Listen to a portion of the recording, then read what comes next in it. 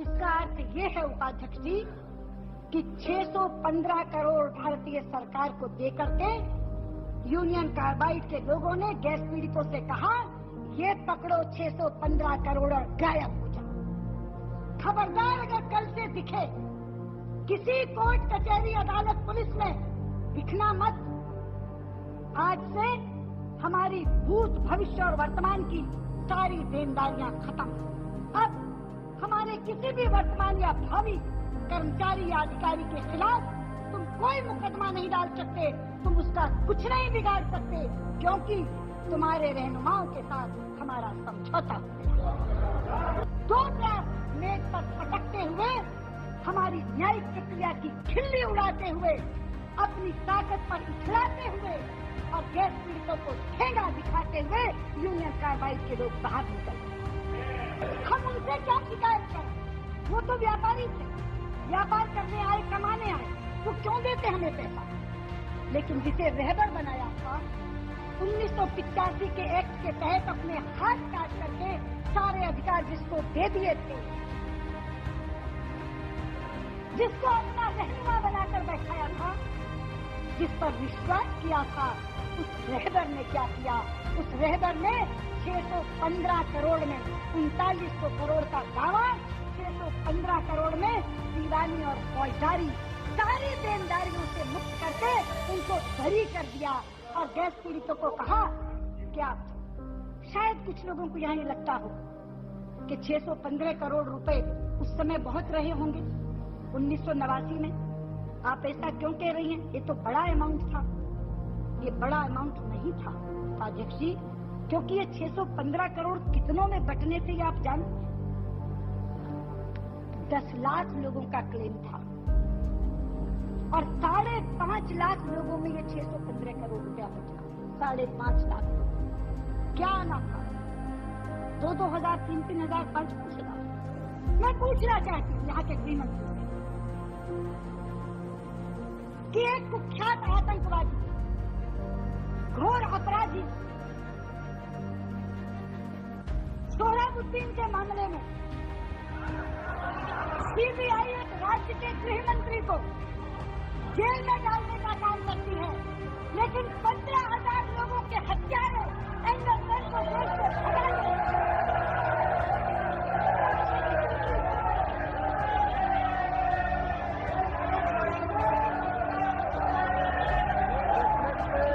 और एक बार नहीं, सारे तिरंगे भगाए जाते हैं, काटोती हो या एंडरसन, कोई आ नहीं रहता।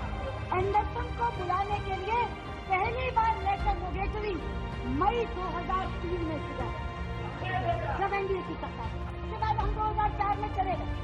तब से लेकर आज तक सीबीआई ने उसके प्रत्यार्पण के लिए क्या किया, ये मैं पूछना चाहूँ। और केवल यही नहीं, ये केवल वॉरेन एंडरसन का मामला नहीं है उपाध्यक्ष जी, ये दास्तां बहुत बेवफाइयों से भरी हुई है। 1989 के जिस समझौते का जिक्र मैंने किया था, उस समझौते को भी गैस पीड़ित संगठनों ने चुनौती दी। उन्होंने कहा कि हम इसको स्वीकार नहीं करेंगे। उन्होंने कहा कि हमको इसमें न्याय नहीं मिला, और ये सच था। उन्हें न्याय नहीं मिला, लेकिन कुछ न्यायाधीशों को न्याय जरूर मिल गया। उस समझौते का ऑर्डर पास करने वाले एक जज को इंटरनेशनल कोर्ट ऑफ जस्टिस में नियुक्ति मिल गई थी। एक जज को कई आयोगों का अध्यक्ष बनाते बनाते राज्यसभा भी मिल गई थी। बहुत लोगों को बहुत कुछ मिल गया था।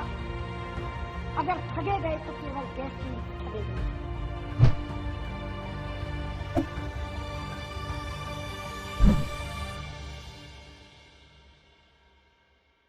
ओम नारायण नारायण नारायण नारायण। सब मित्रों को राम राम, सबका स्वागत है दोस्तों। कैसे हैं आप सब? दोस्तों अभी रात के 12:30 बज गए हैं और इतनी रात को मैं द रेलवे मैन का रिव्यू शूट कर रहा हूँ। आज दोपहर, वैसे आज नहीं कह सकते, रात के 12:30 बज गए हैं, तो कल 18 नवंबर दोपहर को 12:30 बजे द रेलवे मैन को नेटफ्लिक्स पर रिलीज़ किया गया था। पता नहीं उन्होंने शनिवार का दिन क्यों चुना, क्योंकि अधिकतर गुरुवार या शुक्रवार को नेटफ्लिक्स पर नया कंटेंट रिलीज़ होता है दोपहर को 12:30 बजे। पर चलिए जो भी कारण हो, आज दोपहर को भी मैं इसे देखने वाला था, पर किसी कारण से देर हो गई। फिर शाम को मैंने देखना शुरू किया और इस कारण से इतना देर से मैंने अभी इसे कंप्लीट किया। वैसे सीरीज़ बड़ी नहीं है, 55 से 60 मिनट के मात्र 4 एपिसोड्स है। तो अगर आप देखना चाहें तो बहुत ही जल्दी इसे आराम से कंप्लीट कर सकते हैं। फिर अभी सीरीज़ पूरी करने के बाद में पहले तो मैंने सोचा कि चलो यार सुबह उठकर वीडियो शूट करते हैं, पर फिर मुझे लगा कि नहीं यार ये सही नहीं रहेगा। अभी ये सीरीज़ देखने के बाद में जो कुछ भी मेरे अंदर इमोशंस है, भावनाएं, विचार, उन्हें जैसा का तैसा तुरंत आप सबके साथ में शेयर करना सही रहेगा। अब देखिए इस सीरीज़ को अभी जब मैं देख रहा था तो बार बार एक विचार मेरे मन में आ रहा था।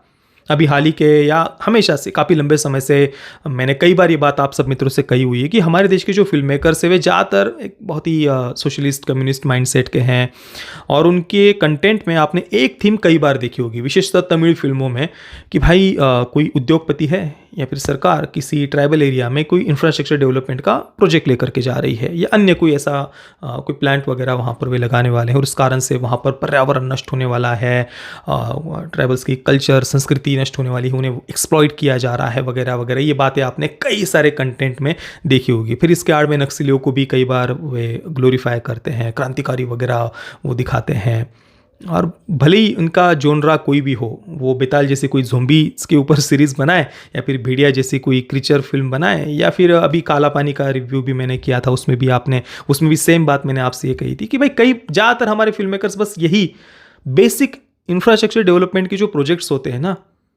उनको लेकर भी इस प्रकार की बातें, वो बड़ा उद्योगपतियों के नाम से, कैपिटलिज्म के नाम से हमारे देश के फिल्म मेकर्स छाती कूटते हैं। अभी killers of the flower moon के रिव्यू में भी मैंने ये बात आपसे कही थी।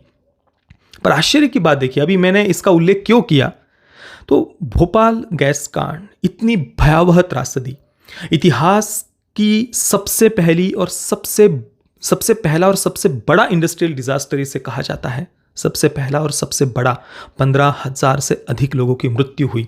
इतनी भयावह त्रासदी, पर आज तक एक सिंगल मेन स्ट्रीम फिल्म भी इसको लेकर नहीं बनी है, एक सिंगल मेन स्ट्रीम फिल्म भी।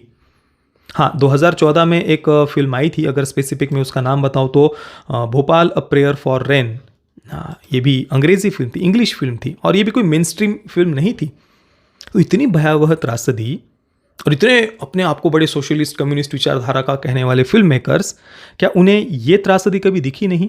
इसको लेकर उन्हें लगा नहीं कि चलो कोई कहानी लिखते हैं, इसको सेंटर में रखकर कोई कहानी डेवलप करते हैं?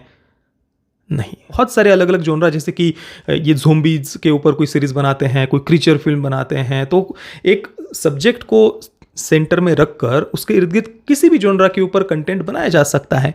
पर क्या आपने देखा इतनी भयावह त्रासदी के ऊपर ऐसा कुछ उन्होंने डेवलप किया हो हमारे देश के फिल्म मेकर्स ने? नहीं।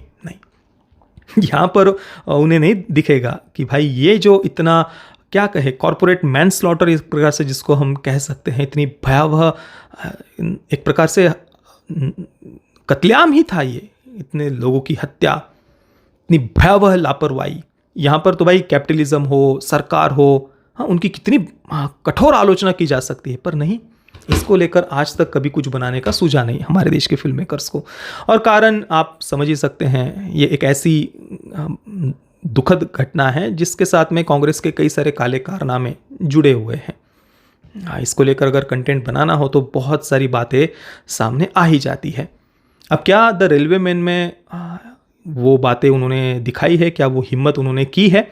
तो चलिए उस पर हम धीरे धीरे बात करेंगे ही, पर शुरुआत में और कुछ बातें मैं आपको बताना चाहता हूँ। देखिए, भोपाल गैस त्रासदी के बारे में जब भी हम सुनते हैं, पढ़ते हैं, तो सबसे पहली एक ही बात हमारे सामने आती है कि किस प्रकार से कांग्रेस ने वॉरेन एंडरसन को भगाने में मदद की।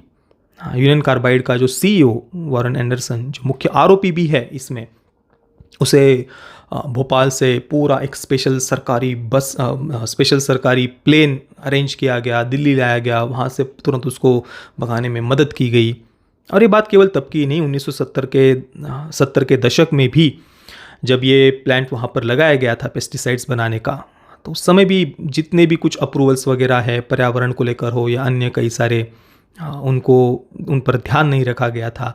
ये एक ऐसा प्लांट था जिसे लगाने के लिए आजू बाजू के 20 से 25 किलोमीटर के क्षेत्र में कोई भी बस्ती या लोग नहीं होने चाहिए, बिल्कुल शहर से दूर होना चाहिए, पर फिर भी इसको वहाँ पर लगाया गया, सारे प्रोसीजर्स को, जो भी बातें थी उनको ध्यान में ना रखते हुए। तुरंत अप्रूवल्स दे दिए गए। और ये वो समय था जिस समय के बारे में हम बड़ी रेड टेपिज्म की बात करते हैं, लाल फीताशाही की बात करते हैं कि भाई बिजनेसेस को सेटअप करने के लिए इतने सारे ऑफिसेस से, यहाँ से वहाँ से 70 जगहों से अप्रूवल्स लेने पड़ते थे। उस समय बिना कुछ ऐसी अप्रूवल्स वगैरह छोड़िए, वो जो बेसिक बातें भी थी ना, जो सुरक्षा को लेकर, सेफ्टी को लेकर, उनका तक ध्यान नहीं रखा गया था और अप्रूवल दे दिया गया था। और जब 1984 के दिसंबर में ये इतनी भयावह घटना हुई, उससे पहले भी 1982 में और 83 में 2 बार छोटी छोटी घटनाएं वहाँ पर हो चुकी थी। कुछ लोगों की उसमें मृत्यु भी हुई थी लीकेज के कारण। और उसको लेकर इस दुर्घटना से पहले जून जुलाई में ही एक रिपोर्ट भी एक लोकल पेपर में पब्लिश भी की गई थी, उसका भी उल्लेख इस सीरीज में किया गया है। पर फिर भी उन सब बातों को निगलेक्ट किया गया, उन पर ध्यान नहीं दिया गया। और केवल यही नहीं, जो मुख्य विडंबना है ना, वो तो उसके बाद में शुरू हुई। उस समय की सरकार ने जो कुछ भी उस समय किया ना उन पीड़ितों के साथ में, मतलब अभी जब हम वो सब बातें सुनते हैं तो सच में विश्वास नहीं होता कि कैसे कोई इतना कैसे गिर सकता है। पर ऐसे ऐसे निर्णय उस समय लिए गए। इस त्रासदी से जुड़े हुए जो पीड़ित थे, उन्होंने अलग अलग जगहों पर केस दर्ज किए थे, मुकदमे दर्ज किए थे। फिर 1985 में उस समय की सरकार ने एक एक्ट पारित किया, एक एक्ट लेकर के आए हुए, और उसके तहत जो भी अलग अलग जगहों पर, अलग अलग अदालतों में जो भी ऐसे केस फाइल किए गए थे ना, तो उस समय की सरकार ने एक्ट लाकर कहा कि भाई वो सारे केसेस अब भारत सरकार लड़ेगी। सब जगह से वो हटाकर एक जगह पर सरकार अब आपके तरफ से इतनी बड़ी कंपनी से लड़ेगी। तो जो पीड़ित थे उन्हें भी लगा कि यार इतनी बड़ी कंपनी है, हम कहाँ से उनसे मुआवजा ले पाएंगे, तो चलो अच्छा है, सरकार सारे केसेस को एक जगह पर ला करके वो लड़ने वाली है। पर पता है उसके बाद में क्या हुआ? उसके बाद में उस समय की सरकार ने out of the court settlement किया। मुआवजा तो करीब 4,000 करोड़ के करीब मांगा गया था, पर 615 करोड़ में out of the court settlement कर दी गई। 10 लाख पीड़ित थे, उनमें से 5,74,000 वैध पीड़ित माने गए, और उनमें कितने 1,000, 2,000, 3,000 इस प्रकार के पैसे बांटे गए, मुआवजा बांटा गया। केवल यही नहीं, उसके बाद में भी एंडरसन या यूनियन कार्बाइड उन्हें बचाने का, उन्हें सिर्फ पैसेज देने का हर संभव प्रयास हुआ, हर संभव। और ये तो भाई केवल एंडरसन की बात नहीं, क्वात्रोची को भी कैसे मदद की गई, एंडरसन को कैसे भगाने में मदद की गई, ये सारी बातें हमने देखी हुई है, सुनी हुई है, कांग्रेस की ये कारनामे। और इससे भी बड़ी विडंबना आप देखिए दोस्तों कि आतंकवादियों पर जब कार्रवाई होती है ना, चाहे बाटल हाउस एनकाउंटर हो, इशरत जहाँ का एनकाउंटर हो, सोहराबुद्दीन का एनकाउंटर हो, तो यही कांग्रेस बड़े आंसू बहाती है उन आतंकवादियों के लिए। इशरत जहाँ आतंकवादी नहीं है, ये सिद्ध करने के लिए प्रयास किए जाते हैं। कांग्रेस के ही समय के गृह मंत्रालय के अधिकारी RVS मनी जी, उन्हें सिगरेट से ऐसे दागा जाता है, टॉर्चर किया जाता है। ये स्वयं RVS मनी जी ने ही बताया हुआ है कैसे उन्हें टॉर्चर किया गया, उनके परिवार को टॉर्चर किया गया। किस लिए? ताकि वो ये कह दे, साइन कर दे कि इशरत जहाँ आतंकवादी नहीं थी। सोहराबुद्दीन का जब इनकाउंटर किया गया गुजरात पुलिस ने, तो उसके बाद में तुरंत जो उस समय के गुजरात के गृह मंत्री अमित शाह जी, उन्हें अरेस्ट कर लिया गया। केंद्र में कांग्रेस की सरकार, UPA की सरकार थी। तो कहने का तात्पर्य यह है कि आतंकवादियों का इनकाउंटर होने के बाद में कांग्रेस इतनी एक्टिव हो जाती है, इतनी पीड़ा होती है उन्हें, पर 15,000 निर्दोष नागरिकों की जब हत्या हो जाती है, तड़पा तड़पा कर उन्हें मारा जाता है, तो उसके बाद में उसका जो आरोपी है एंडरसन, उसको भगाने में मदद की जाती है। चलिए सीरीज के बारे में बात करते हैं, क्योंकि कांग्रेस के काले कारनामे तो इतने हैं जिन पर जितनी भी चर्चा की जाए उतनी कम है, अनंत है वो। तो देखिए सीरीज में जो कुछ भी मैंने अभी तक बताया वो सारी बातें ऐसी कोई डिटेल में उन्होंने नहीं बताई है, परंतु इतना अवश्य बताया है कि उस समय की सरकार ने कैसे लापरवाही की थी इस दुर्घटना से पहले भी और दुर्घटना होने के बाद में भी। दुर्घटना होने के बाद भी कैसे वहाँ पर मदद पहुँचाई जा सकती थी, पर वो नहीं पहुँचाई गई। जबकि दिल्ली में सब उन्हें बातें पता भी थी, उन्हें बताया भी गया था कि कैसे कैसे मदद पहुँचाई जा सकती है, जैसे कि एंटीडोट्स पहुँचाए जा सकते हैं, या फिर जो रेलवे डिपार्टमेंट है उनका उपयोग करके कैसे मदद पहुँचाई जा सकती है। पर फिर भी मदद नहीं पहुंचाई गई थी। स्पष्ट रूप से मना किया गया था कि भाई हम नहीं कर सकते, नहीं पहुंचा सकते मदद। हालांकि डायरेक्टली कहीं पर भी कांग्रेस का नाम नहीं लिया गया है। शुरुआत में वर्न एंडरसन उसे किस प्रकार से स्पेशल प्लेन उसके लिए उसकी व्यवस्था की गई थी, ये उन्होंने दिखाया कि वो कैसे चला गया तुरंत इस त्रासदी के बाद में कोई इन सारी घटनाओं के डिटेल में ये सीरीज़ नहीं जाती है। और जो मुख्यतः फोकस था उस सीरीज़ का वो रेलवे डिपार्टमेंट के जो कर्मचारी है उन पर था। जैसे कि भोपाल जो रेलवे स्टेशन है वहाँ के जो स्टेशन मास्टर है के मेनन, उन्होंने कैरेक्टर प्ले किया है इफ्तिकार सिद्दीकी का, वे, और उसके साथ में ही रेलवे के जो जीएम हैं आर माधवन, रति पांडे, उन्होंने ये कैरेक्टर प्ले किया है। तो उन्होंने अपने तरफ से कैसे मदद की, मतलब सरकार ने उन्हें मना किया हुआ था, दिल्ली से मना किया हुआ था कि भाई नहीं पहुंचा सकते तुम किसी भी प्रकार की मदद वहाँ पर फिर भी उन सारे निर्णयों के विरुद्ध जाकर के कैसे उन्होंने वहाँ पर मदद पहुँचाई। भोपाल रेलवे स्टेशन के इर्द गिर्द के जितने भी स्टेशन हैं वहाँ से जो ट्रेन से वो चलाई गई लोगों को बचाने के लिए, जो हज़ारों वहाँ पर पीड़ित थे उन्हें वहाँ से बाहर निकालने के लिए। तो इस पर ही सीरीज़ का मुख्यतः फोकस था।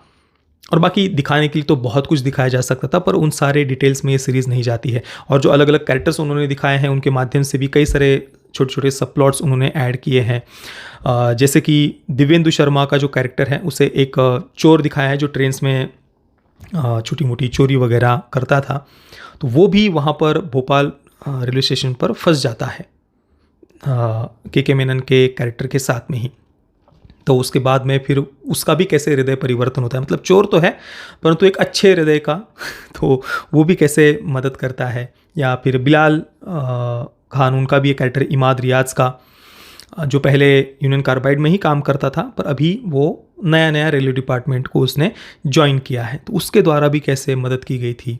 आर माधवन, और ये सब बातें उन्होंने छोटे छोटे अलग अलग सब प्लॉट्स के माध्यम से दिखाई है। और 4 एपिसोड्स हैं, उनमें सीरीज़ समय में पीछे भी जाती है, 1970 के समय में भी जाती है और फिर 1996 में भी जाती है। 1970 में अमेरिका की एक लैब उन्होंने दिखाई है जहाँ पर पहली बार इस गैस के बारे में उन्हें पता चला था, मिथिल आइसोसाइनाइड, जितना मुझे याद आ रहा है, MIC। तो उस समय पता चल गया था कि ये इतनी भयावह है और भोपाल में ये जो पेस्टिसाइड बनाने की जो यूनियन कार्बाइड जो प्लांट लगा हुआ है वो कितना भयावह सिद्ध हो सकता है। कोई भी जो सुरक्षा को लेकर जो सेफ्टी मेजर्स होते हैं उनको भी वहाँ पर फॉलो नहीं किया गया था। तो ये बातें उस समय पता चल गई थी, पर फिर भी उन बातों पर ध्यान नहीं दिया गया था। तो 1970 के दशक के बारे में ये बताया है। और 1996 में भी फिर इस घटना के होने के 12 वर्षों के बाद में क्या हालात थे, कई सारे रियल फुटेजेस भी बीच बीच में हमें इस पूरी सीरीज़ में दिखाए गए हैं। एक और बहुत ही महत्वपूर्ण सबप्लॉट उन्होंने ऐड किया है, वो है सिखों के नरसंहार को लेकर, और मुझे बड़ी प्रसन्नता हुई जिस प्रकार से उन्होंने उसे दिखाया है। कहीं पर भी ज़बरदस्ती उसे हिंदू वर्सेस सिख बनाने का प्रयास नहीं किया है। नहीं तो आज तक हमने देखा कि काफ़ी सारा कंटेंट जो 1984 में सिखों के नरसंहार पर बना है उसे ज़बरदस्ती हिंदू वर्सेस सिख दिखाने का प्रयास किया जाता है, जो यहाँ पर उन्होंने नहीं किया है। हालांकि डायरेक्टली उन्होंने कांग्रेस पार्टी का नाम तो नहीं लिया है, परंतु जो कत्लेआम कर रहे थे वे कांग्रेस पार्टी के कार्यकर्ता है, ये न कहते हुए भी उन्होंने दिखा दिया है। कत्लेआम करते समय वे नारे लगा रहे होते हैं कि भाई इंदिरा के हत्यारों को नहीं छोड़ेंगे, इस प्रकार का वो नारे लगाते हुए कत्लेआम कर रहे हैं। और उसके साथ में ही राजीव गांधी का जो वक्तव्य था कि बड़ा पेड़ गिरता है तो धरती तो हिलती ही है, उस वक्तव्य को भी उन्होंने दिखाया है। पहले एपिसोड में शुरुआत में जो के मेनन का जो पात्र है उनका बेटा टीवी देख रहा होता है, अब उस समय तो दूरदर्शन ही होगा, तो वहाँ पर ये राजीव गांधी का वो वक्तव्य चल रहा होता है कि बड़ा पेड़ गिरता है तो धरती तो हिलती ही है। तो काफ़ी सारे सब प्लॉट्स है, बहुत सारी बातें उन्होंने यहाँ पर दिखाई है। हालांकि और भी बहुत कुछ दिखाया जा सकता था, खुलकर दिखाया जा सकता था, पर चलिए शुरुआत तो कम से कम हुई है। जैसे कि जहाँ से आज मैंने रिव्यू की शुरुआत की थी कि इससे पहले तो फिल्म मेकर्स इस विषय को तक छूने से डरते थे। नहीं तो वो समय भी हमने देखा हुआ है कि इमरजेंसी के ऊपर अगर कोई फिल्म मेकर फिल्म बनाता था तो उसकी जो मास्टर प्रिंट है उनको ही कैसे जला दिया जाता था कांग्रेस पार्टी के कार्यकर्ताओं के द्वारा। या फिर वो पुराना समय छोड़िए, अभी के समय में जो मधुर भंडारकर की फिल्म आई थी ना इंदु सरकार, वो तो मैंने अपनी आंखों के सामने देखा कि वो फिल्म रिलीज़ हुई, इमरजेंसी के ऊपर बनी हुई फिल्म है, और उस फिल्म के रिलीज़ के समय प्रदर्शन हो रहे थे। हमारे यहाँ पर मैंने देखा था थिएटर के बाहर प्रदर्शन किए जा रहे और देश भर में अलग अलग जगहों पर प्रदर्शन की, किस लिए कि बस इमरजेंसी के ऊपर फिल्म बना दी इंदु सरकार। वाह! तो चलिए कम से कम एक बदलाव हम देख रहे हैं। बन रही है। ऐसे विषयों को लेकर कम से कम शुरुआत तो हुई है, काफ़ी देरी से हुई, पर आने वाले समय में हो सकता है कि इससे कुछ परिवर्तन आए। रेटिंग देने से पहले एक और बात जो बतानी रह गई, सीरीज टेक्निकली वेल मेड है, परफॉर्मेंसेस सभी के बहुत ज़्यादा बढ़िया थे और एक अच्छे खासे प्रोडक्शन वैल्यू और बजट के साथ में बनी हुई ये सीरीज़ है और बिल्कुल हमें इसे सपोर्ट करना चाहिए। क्योंकि देखिए चेरनोबिल जैसी सीरीज़ जब HBO पर रिलीज़ हुई थी तो किस प्रकार से उसे सपोर्ट मिला था। भारत में भी अगर आप देखेंगे उस समय चेरनोबिल जब रिलीज़ हुई थी ना डिज्नी प्लस हॉटस्टार पर, तो भाई सैकड़ों कमेंट्स आए थे कि भाई इसका रिव्यू करो। इतने सारे सजेशंस मेरे पास में आए थे कि मैं बता नहीं सकता। तो ये तो उससे भी पहले हुआ इंडस्ट्रियल डिज़ास्टर है और इतिहास का सबसे पहला और सबसे बड़ा इंडस्ट्रियल डिज़ास्टर है भोपाल गैस कांड।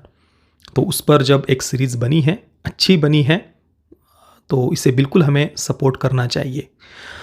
तो मैं द रेलवे मैन को दूंगा 9/10 स्टार्स। पेरेंटल गाइडेंस की बात करें तो नेटफ्लिक्स पर इसे UA16+ की रेटिंग के साथ में रिलीज़ किया गया है, जो कि मुझे एक अच्छी बात लगी, क्योंकि A सर्टिफिकेट होता तो परिवार के साथ में इसे नहीं देखा जा सकता था, जबकि ये सीरीज़ देखी जानी चाहिए परिवार के साथ में। तो अच्छा लगा मुझे ये कि ज़बरदस्ती की कोई ऐसी गाली गलौज या कोई ऐसी सेक्स न्यूडिटी वगैरह उन्होंने इसमें ऐसे कोई सीन्स नहीं डाले हैं। बाकी दोस्तों, आपने अगर इस सीरीज़ को देखा है तो आपका अनुभव कैसा रहा मुझे आप नीचे कमेंट में अवश्य बताना। ये वीडियो देखने के लिए आप सभी मित्रों का बहुत बहुत धन्यवाद। जय श्री राम, वंदे मातरम।